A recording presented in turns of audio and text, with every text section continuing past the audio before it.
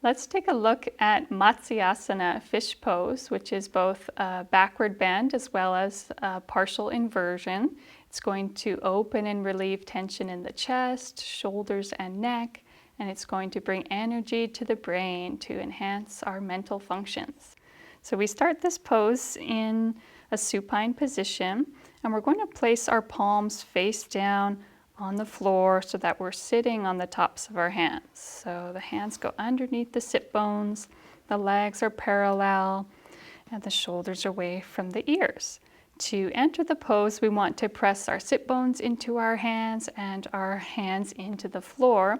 As we press through the forearms and elbows, we'll inhale and lift the chest upward, so it's really the highest body part in this pose.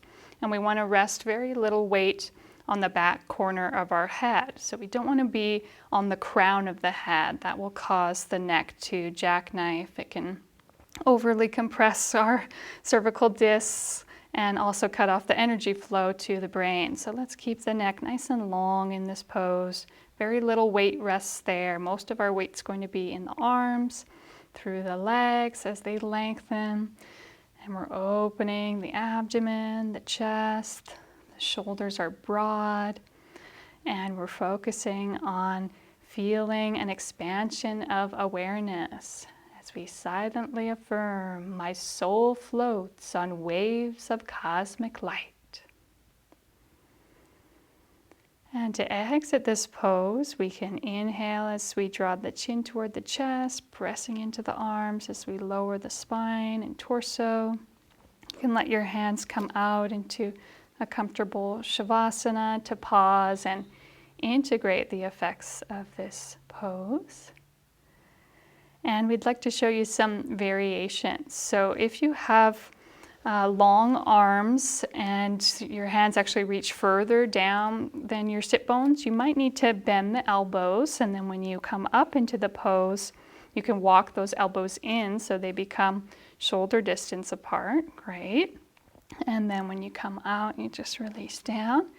Also, another way to keep your neck long, so you avoid jackknifing it, is when you come up into the pose, keep the head in contact with the floor. So you're sliding the head in toward the body when you enter, and then sliding it away when you come out.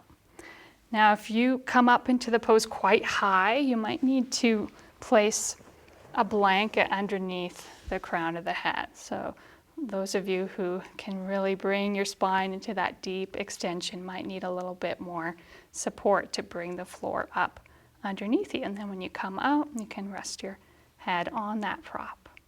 And so the last variation we wanted to show you, and I'll take this out, is for Matsyasana. It's actually classically done in Padmasana, lotus pose, but to simplify things for beginners, we can just have a simple cross-legged position, and this is a great expression of the pose as well. So that was Matsyasana, fish pose.